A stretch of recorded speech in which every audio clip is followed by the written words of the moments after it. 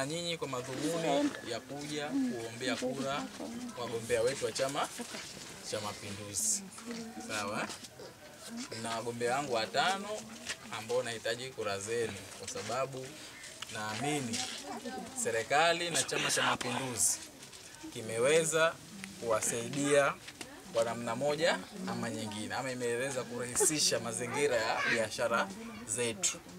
Lakini pia kwa sababu Chama cha Mapinduzi ina nia thabiti ya kuhakikisha kwamba miaka mitano inayofuata basi inaongeza ama inaboresha tena mazingira mazuri ya biashara hasa kwa vikundi vya ushirika. Kama tulivyoona awamu hii ambayo inaenda kuisha, kulikuwa na mikopo ya wajasiriamali tofauti. Viko vikundi vya ushirika ambavyo vimefaidika na mikopo hiyo, lakini viko vikundi vya ushirika ambavyo viko katika mchakato wa kutaka kufaidika na mikopo hiyo. Na nyinyi ni miongoni mwao, wana kikundi cha Zinamola. Sawa? Kwa hiyo Chama cha Mapinduzi imetengeza ilani yake hii hapa. Hii ni ilani ya Chama cha Mapinduzi lakini kwa mkoa wa Kusini Pemba. Sawa? Kwa huu mkoa wa Kusini Pemba Chama cha Mapinduzi kinasema kwamba swala zima la vyama vya ushirika ndio hivi vyetu sisi, vikundi vyetu. Sawa?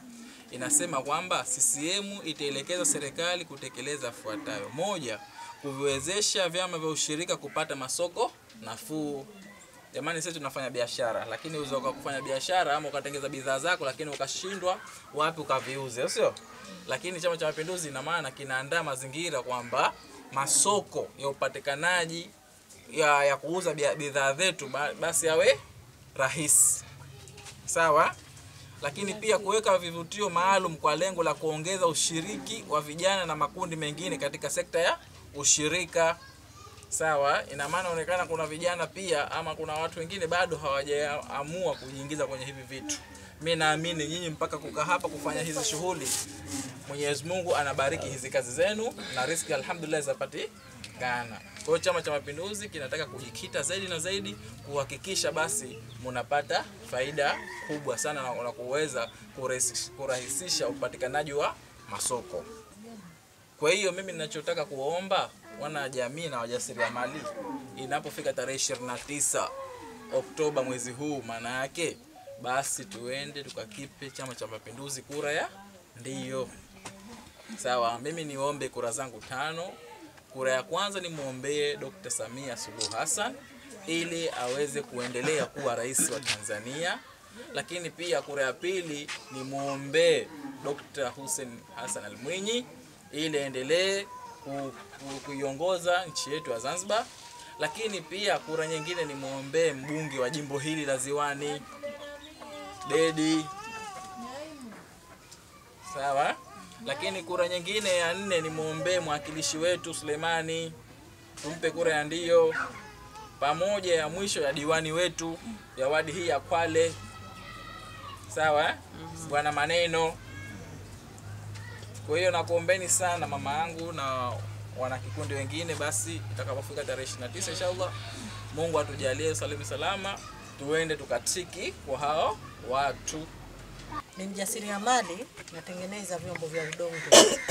Lakini ni mjasiriamali wa vitu tofauti.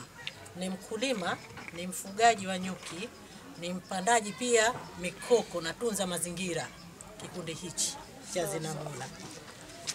Hatuna budi kumshukuru Mwenyezi Mungu kwa kutujalia tukawa wazima wa afya, na nyie pia kutoka huko safari zenu mpaka kufika kijiji cha pembeni kuja kututembelea na kujua kikundi cha Zinamola kinafanya nini. Ni wajasiriamali tunaotengeneza vyombo vya udongo kama vietezo, mikungu, vijungu na vyombo vingine vya tofauti. Tuna sahani, vikombe, vijiko tunatengeneza. Lengo kuu ya hichi kikundi ni kutukwamua kimaisha au kuleta maendeleo. Sasa hivi serikali ya Mapinduzi ya Zanzibar na Mheshimiwa Mwinyi, tusitegemee kama sote tutapata ajira kwa kupitia serikali. tunapata ajira kwa kupitia hivi vikundi kama hivi. Serikali inapotuona tunashiriki vikundi kama hivi, wako mstari wa mbele kuja kutuunga mkono na kutusaidia mawazo na fedha zile ambazo anazitoa Dr. Mwinyi ili tunufaike nazo. Hawezi kutoa pesa ikanufaisha mtu mmoja mmoja, lakini tutakapojiunga vikundi kama hivi tunapata fedha. Na sasa hivi tuko katika mfumo wa kuichukua hii 500,000 ili kuja kuifanyia kazi hii hapa, kuizidishia biashara yetu ili kuleta mafanikio mazuri. Hatuna budi kumshukuru